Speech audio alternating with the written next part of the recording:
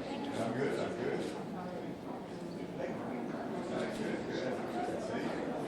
See you all for being here today. How are you? Good. What do we got here?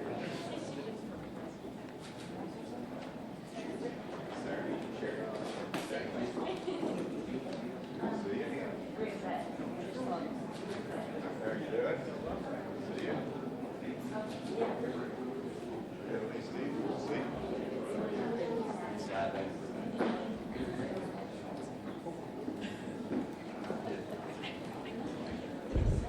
Well, this is an exciting day for education in Arkansas and for the students of our state. I'm delighted to be able to sign House Bill 1426, which will now be enacted into law. I wanted to acknowledge, of course, the sponsors of the legislation, Representative Jana De La Rosa, who worked hard on this on the House side and got it through. How many negative votes were there? Zero negative votes. And Senator Blake Johnson on the Senate side, can you top that?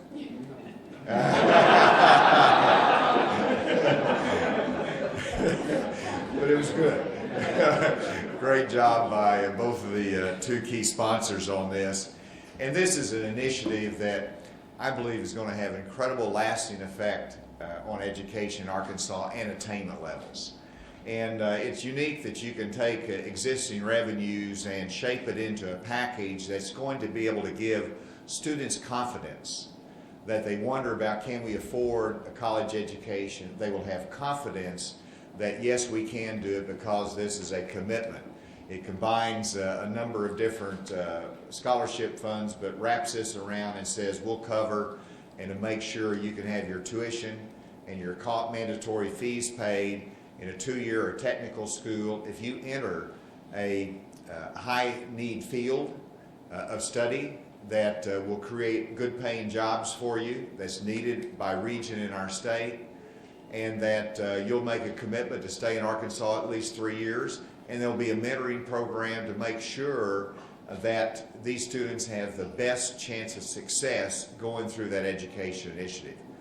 I hope that in a year you'll be able to see results. Take a little while to measure them, but results from this, and that we will all come together down the road and say this has been a success story, we need to invest more, or we need to make the adjustments to it to make it more successful and broad, because it's going to increase the attainment level in Arkansas.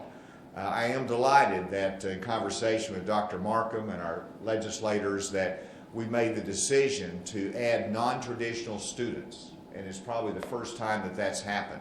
But whenever we're looking at people, putting people to work and increasing their job skills, this is just another opportunity for non-traditional students to get back into the workplace, to get back into education. So I think it'll have a far-reaching impact. We've got Chairman of House Higher Education Committee. Mark, thank you for being here. And we've got our leading educational institutions that are represented, the ASU, the U of A system, and we've got a lot of different legislators here. But I wanted to ask Dr. Markham if you'd come and just make a comment on this and explain to me whether I should sign it or not. Thank you, Governor. I definitely believe that you should sign it. For higher education, I really feel like this is a game changer for our students. I think it's more than anything, it's a public information push to let students know that regardless of how they did in high school, regardless of how long they've been out of high school, and no matter what their income level has been, they can go to school and earn a sustainable wage for them and for their families. So I see it as giving students more choice instead of less choice. It gives them an opportunity to do some short-term training, get into the workforce, and be able to afford to put themselves through more school or go back for further training. So I'm also very excited to offer this to non-traditional students. That's a big deal, and it's something that most states are not able to do, especially in the beginning. But I think that we designed a program that from its inception will reach and touch a lot of students. And we have some students here today from Pulaski Tech, first time at their capital, and I'm glad they could be here on such a good day. So I'm happy to take any questions. We'll sign the bill, then we'll take questions here. Good. All right, so let's gather over here.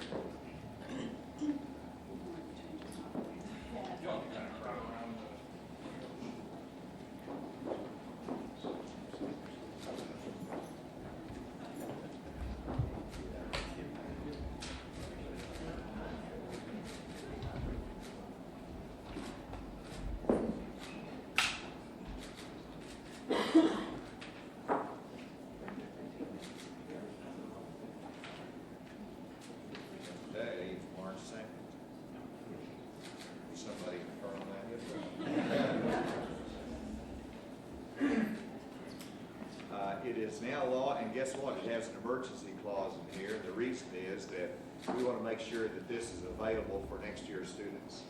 And so soon it will go live on the Department of Higher Education website as to how students can apply for the ArFuture Grant. It'll be available next year. It'll start making a difference next year, and that's the reason for the emergency clause. So, yeah, thank you. There you go. And Senator? Where are you? I think he's hiding.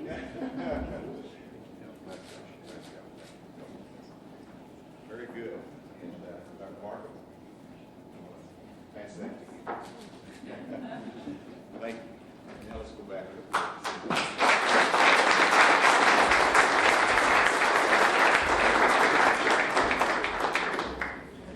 And I think I've covered all the questions of the media, but thank you for being here. And is there anything else?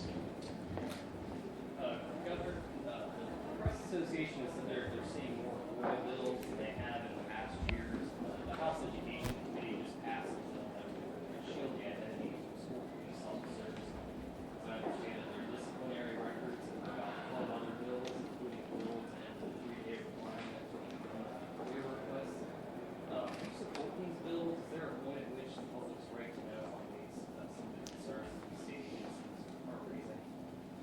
Every FOIA exemption should be narrowly defined, and it needs to be looked at with great scrutiny, and that's the measure in which we'll be looking at these bills.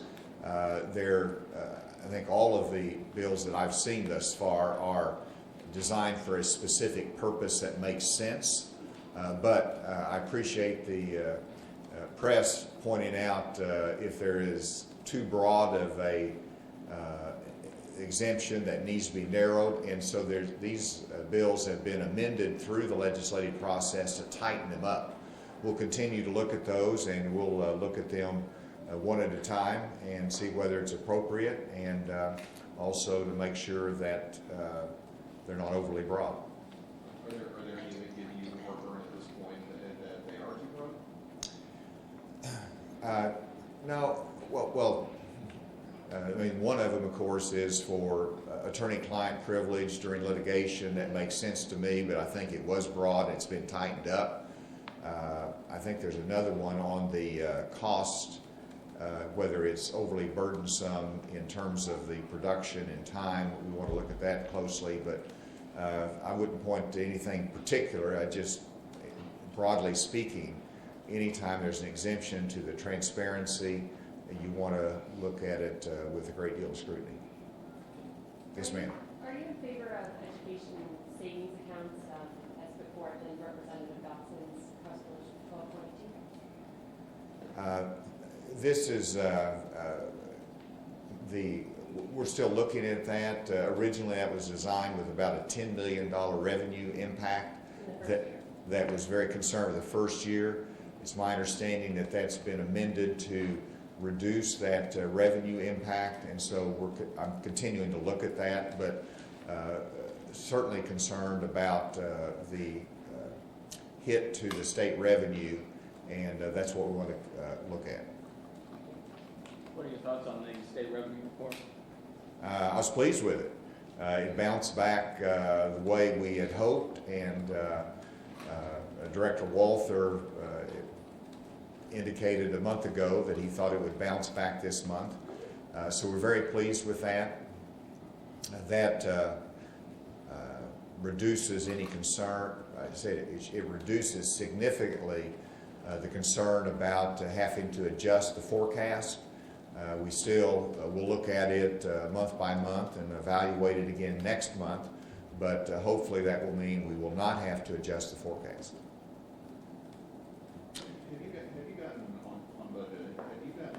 Sense of estimate of how much you're expecting to see from Amazon from them starting to collect the tax this month? I know the finance department says they don't have any figures. Have you asked for any estimate on that?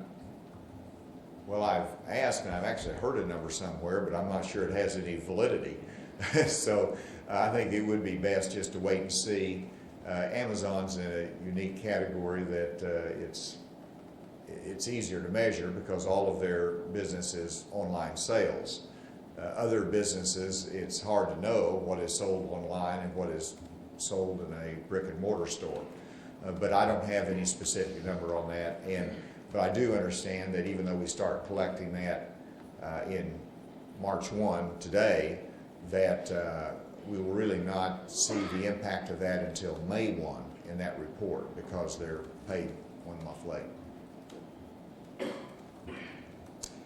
Okay, thank you all for being here today. Look forward to visiting with some of our guests today. Good.